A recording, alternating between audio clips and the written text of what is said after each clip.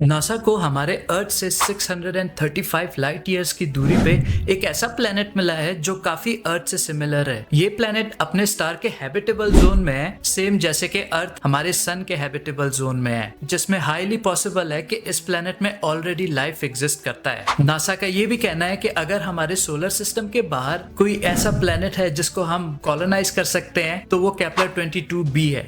1950s के बाद आज तक हमने बहुत सारे ऐसे स्पेस मिशन लॉन्च किया है जिसमें अलग अलग कंट्रीज शामिल है, लेकिन स्पेस एक्सप्लोरेशन एक ही पर्पस से किया जाता है कि अर्थ लाइक प्लेनेट ढूंढना या ऐसा प्लेनेट जिसमें हम इंसान रह सके और अपने सिविलाइजेशन को और एडवांस कर पाए। तो क्या इतने सालों में हमें कोई एक भी ऐसा प्लेनेट मिला है जो अर्थ से काफी सिमिलर हो और अपने स्टार के एक हैबिटेबल जोन में हो, जिसका मतलब ना स्टार से काफी दूर और ना स्टार्स के काफी नजदीक? ऐसा प्लेनेट को ढूंढने के लिए नासा ने एक स्पेशल मिशन केपलर के नाम से लॉन्च किया और ये सक्सेसफुल भी रहा। इस वीडियो में हम जानेंगे कि आखिर नासा को कैसे अर्थ से भी बेटर प्लेनेट मिला है और क्या हम उसको कॉलोनाइज कर सकते हैं, और अगर कर सकते हैं तो कितना टाइम लगेगा उस प्लेनेट को कॉलोनाइज करने में और ह्यूमन सेटलमेंट भेजने में। इस वीडियो में आज हम सब जानेंगे। अगर एक प्लेनेट अपने स्टार को काफी पास से ऑर्बिट करता है तो उस स्टार की हीट इतना ज्यादा होता है कि उस प्लेनेट में पानी एग्जिस्ट नहीं कर सकता, और अगर प्लेनेट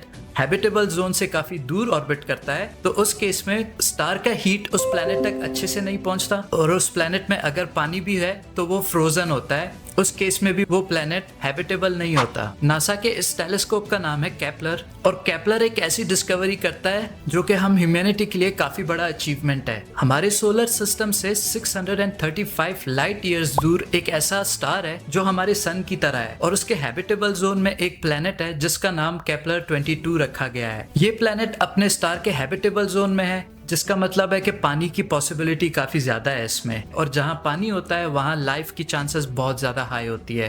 केपलर 22b एक एक्सो प्लेनेट है जो हमारे सोलर सिस्टम से काफी दूर है। अब प्लैनेट्स जो हमारे सोलर सिस्टम से दूर है उनको डिस्कवर करना बहुत ही मुश्किल काम होता है, और वो टेलीस्कोप में भी नहीं दिखते। तो आखिर नासा ने कैसे डिस्कवर किया इस प्लेनेट को, और केपलर 22b में क्लाइमेट कैसा है? अब 635 लाइट ईयर्स काफी दूर होता है, और अगर हम टेलीस्कोप से प्लेनेट को देखें तो हमें स्टार्स ही दिखेगा, और उन स्टार्स की ब्राइटनेस इतनी ज्यादा होती है कि जो भी प्लैनेट्स उस स्टार को ऑर्बिट कर रहे हैं हम उसको देख नहीं पाते। तो इसीलिए नासा के साइंटिस्ट को कुछ और सोल्यूशन ढूंढना था प्लैनेट्स को डिस्कवर करने के लिए जो कि टेलीस्कोप से हटके हो। केपलर 22b को ट्रांजिट मेथड यूज करके डिस्कवर किया गया, जिसका मतलब है प्लैनेट्स की जगह हम स्टार्स पे फोकस करते हैं। जब नासा को लगा कि ये स्टार हमारे सन जैसा है तो उन्होंने इस स्टार को काफी देर तक ऑब्जर्व किया, और उन्होंने ये देखा कि इस स्टार की ब्राइटनेस कुछ टाइम के बाद डिम होता है, क्योंकि केपलर 22b जब इस स्टार को ऑर्बिट करता है और स्टार और हमारे टेलीस्कोप के बीच में आता है तो अपने स्टार की ब्राइटनेस थोड़ा सा ये डिम कर लेता है। इसी मेथड से साइंटिस्ट को ये पता चला कि ये प्लेनेट हैबिटेबल जोन में है। ये प्लेनेट कितनी देर तक एक स्टार को डिम रखता है, उससे इस प्लेनेट की स्पीड और लोकेशन पता चलता है कि ये हैबिटेबल जोन में है। और ये डिस्कवरी आज तक का सबसे बेस्ट डिस्कवरी है एक प्लेनेट को लेके जो हैबिटेबल जोन में है, और पॉसिबिलिटी काफी ज्यादा है कि हम फ्यूचर में इस प्लेनेट को कॉलोनाइज करेंगे। लेकिन उससे पहले हम इस प्लेनेट के बारे में क्या क्या जानते हैं, आइए वो जानते हैं। केपलर 22b का मास अर्थ से 36 टाइम्स ज्यादा है, और डायामीटर में ये 2.5 टाइम्स अर्थ से बड़ा है। मास ज्यादा होने के कारण तो हमें ये पता चलता है कि केपलर 22b में ग्रेविटी काफी स्ट्रॉन्ग है, एटलीस्ट दुगना स्ट्रॉन्ग अर्थ के कंपेयर में। और एक साल केपलर 22b में 290 डेज होता है, जिससे साइंटिस्ट ये कैलकुलेशन लगाते हैं अर्थ के कंपेयर में 15% ये स्टार के करीब है। लेकिन हमारा अर्थ अपने करंट पोजीशन से 15% सन के पास होता तो शायद अर्थ में लाइफ की पॉसिबिलिटी नहीं होती, क्योंकि टेम्परेचर काफी बढ़ जाता। लेकिन साइंटिस्ट आखिर केपलर को क्यों कहते हैं कि ये हैबिटेबल जोन में है? ऐसा इसलिए कि जो केपलर का स्टार है वो हमारे सन की तरह है, लेकिन हमारे सन से थोड़ा ठंडा है और थोड़ा सा छोटा है, जिसका मतलब है कि जो इफेक्ट्स हमारा सन हमारे अर्थ पे डाल सकता है वैसा सेम इफेक्ट केपलर का स्टार नहीं डाल सकता अपने साइज और कम हीट जनरेट करने की वजह से। तो इसी वजह से केपलर अपने स्टार के हैबिटेबल जोन में है, और केपलर का सरफेस टेम्परेचर 15 से 20 डिग्री है, जो हम इंसान के लिए बहुत परफेक्ट टेम्परेचर होता है, और हम इस टेम्परेचर में काफी इजीली और कंफर्टेबली रह सकते हैं। लेकिन कुछ साइंटिस्ट ये भी मानते हैं कि केपलर 22b अपने साइड पे रोटेट करता है, सेम वैसे ही जैसे हमारे सोलर सिस्टम में यूरेनस अपने साइड्स में रोटेट करता है। केपलर का ऐसा रोटेट होने से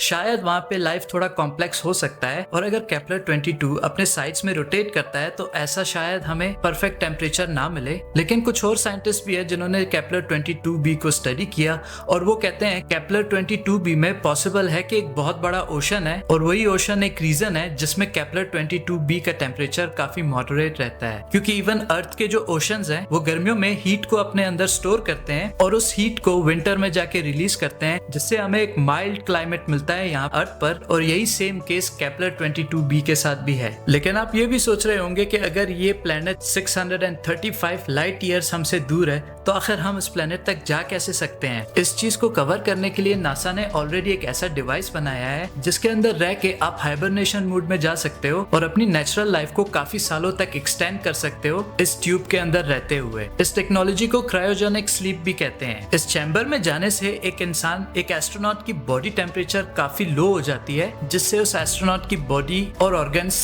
प्रिजर्व रहते हैं, और इस डिवाइस के अंदर ये एस्ट्रोनॉट्स को सारा न्यूट्रिशन भी मिलता है जिससे वो जिंदा रह सकते हैं। लेकिन एस्ट्रोनॉट को भेजने से पहले हमें खूब सारा रिसर्च करना होगा इस प्लेनेट के बारे में, ताकि हमारे एस्ट्रोनॉट्स उस क्लाइमेट या उस प्लेनेट के लिए रेडी रहे जब वो पहुंचेंगे वहां पे। जैसे कि शुरू में हमने देखा कि इस प्लेनेट का मास काफी ज्यादा है, जिसका मतलब है इस प्लेनेट का ग्रेविटी भी काफी ज्यादा होगा। तो उस केस में अगर एक इंसान का बॉडी वेट अर्थ पे 75 किलो है, 22b में 150 kgs का हो जाता है, और एकदम से अगर आपके मसल्स पे दुगना प्रेशर आता है तो आपको काफी स्ट्रॉन्ग मसल्स चाहिए उस प्रेशर को झेलने के लिए, जिसका मतलब है कि एस्ट्रोनॉट्स को काफी हैवी वेट लिफ्टिंग करना होगा और अपने मसल्स को बिल्ड करना होगा ताकि केपलर 22b में उनको कोई प्रॉब्लम ना हो। थ्योरी में साइंटिस्ट का ये भी मानना है कि अगर हम एनिमल्स को केपलर 22b में ले जाते हैं तो पॉसिबिलिटी ये है कि वो एनिमल इवॉल्व होके अपने लिए एक्स्ट्रा लेग्स क्रिएट करे ताकि उनको केपलर 22b में चलना काफी इजी हो जाए। और अगर उस प्लेनेट में ऑलरेडी एनिमल्स हैं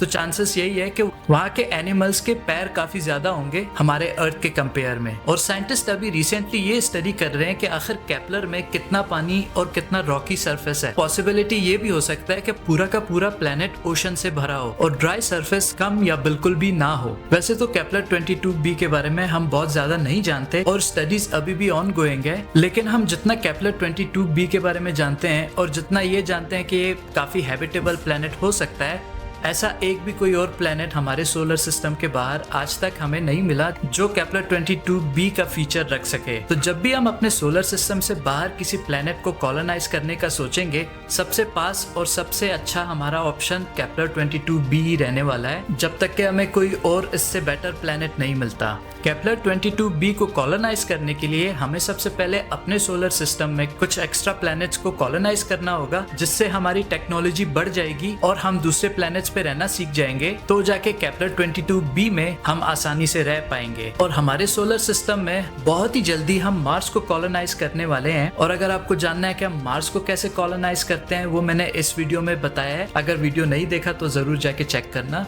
वीडियो को एंड तक देखने के लिए थैंक यू। मिलते हैं आप सबसे नेक्स्ट वीक, तब तक के लिए पीस।